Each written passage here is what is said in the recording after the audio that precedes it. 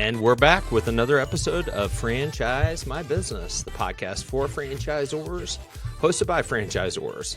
I'm your host, Kevin Oldham, and we are going to talk today about doing things that scare you. If you're watching on video, you may see that I'm wearing a jacket, and the jacket says Road America on it. Road America is a professional race car track in Wisconsin, near Sheboygan, Wisconsin, I believe. Really beautiful place. And let me give you a little bit of a backstory as to why the heck I'm wearing this jacket.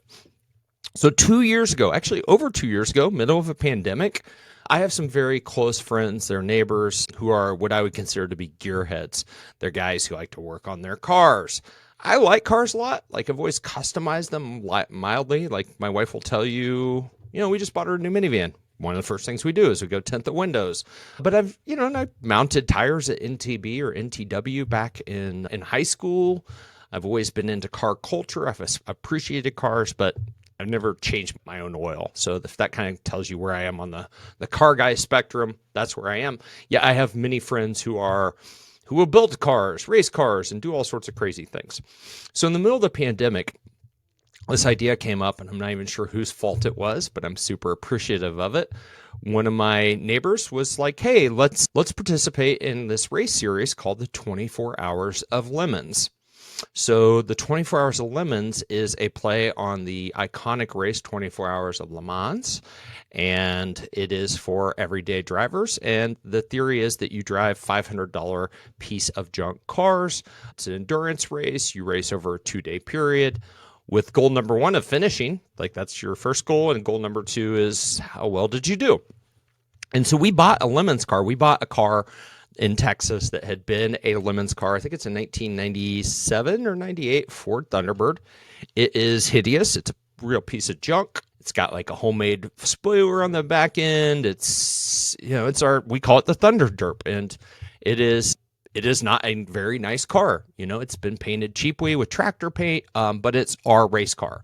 So we bought this car. It had a race kit in it, meaning it had a roll bar, had fire suppression. It did not have a motor, and it needed a ton of work. So we trailered this thing back to Kansas City. My commitment to the team initially, I said, hey guys, I don't have a lot of time in my schedule to work on this car, nor do I know much. My contribution will be capital. I'll drive on race days, and I will provide comedy and moral support. The fellas, they did their first race earlier this year.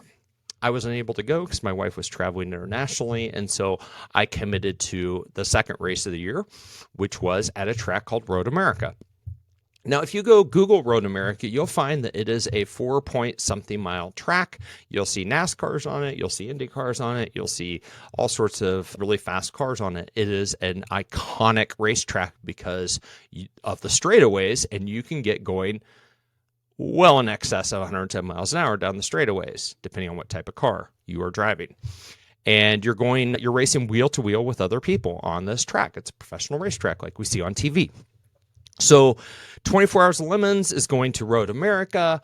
I make the commitment to go. And in reality, I didn't even think about the race until about 24 hours ahead of time. Now, sure, I had bought my racing equipment and all this stuff. I was running work-wise, and I just didn't have a lot of time to think about it. So we hop in the car, we drive 10 hours, we go there, and then I am just thrown into the belly of the beast.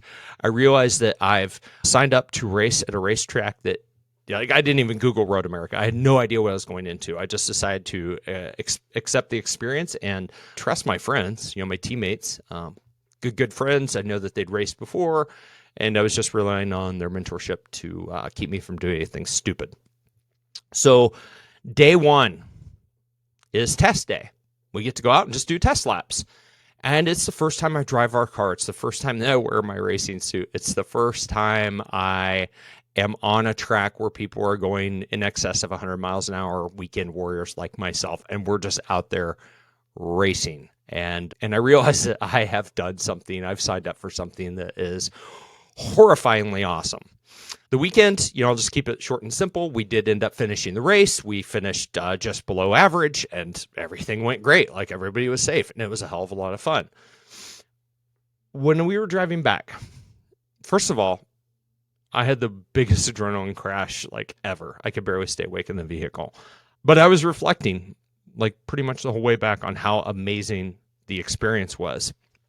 And really a lot of it was because it was very scary for me. It was something that was not on my radar as being an experience that would scare the living hell out of me, but that would also provide me with a ton of growth. Because I strapped myself into this car, and then I got on a track with people racing wheel to wheel. And what I didn't mention was there was 142 entrants, 141 other cars on the track at the same time. So to say that the track was crowded would be a little bit of an understatement. I remember specifically being 3 cars wide on a straightaway, and all 3 of us were flooring it. And I got the car. Fastest we could get our car up to was about 110 miles an hour before you had to start braking going into the corners. And just being like, wow, I can't believe that this is happening right now. Now, the cool thing is, first of all, this experience has changed me. I'm now a race car driver. I'm wearing a jacket that I earned. And it's created a different level of roundness to my life. It's also helped me frame things like realizing that, if something goes wrong today, it may not be as bad as if something goes wrong on like a racetrack. Let me just say that out loud. It also prompted me to grow professionally and personally. So you go do something that you didn't think you would ever do, and you do it pretty well. You get some confidence out of it. You're like, hey, like if test day, I was driving slow as heck. Race day number 1, my lap times were above 4 minutes. By the time we got done, I'd taken like 20 seconds off my lap time because I started to gain confidence. I'm like, oh, I'm feeling how the race car works. I'm feeling how other people are on the track. I'm running my own race or racing my own race, much like when I used to do triathlons or marathons or anything. It's like, hey, I'm just going to go do me.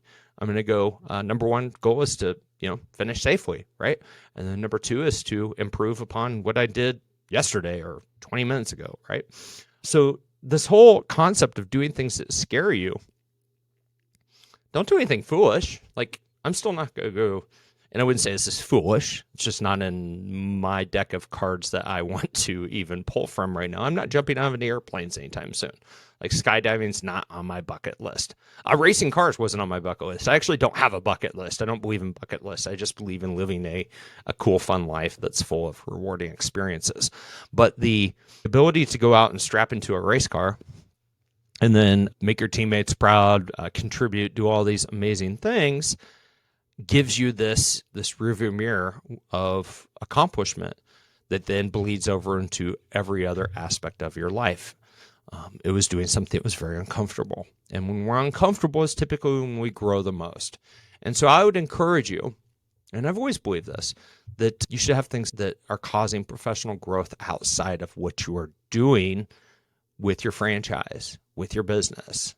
We can always grow professionally, but when we grow personally, it bleeds over to our personal as well as our professional lives. And that's what I want for you, particularly as we head into, another year. We got 2024 right around the corner. So what a great time to start thinking about things that you could do that could scare you, and just don't do anything stupid. So there you go. Until next time, I'm your host, Kevin Oldham. I hope you have a phenomenal week and be well.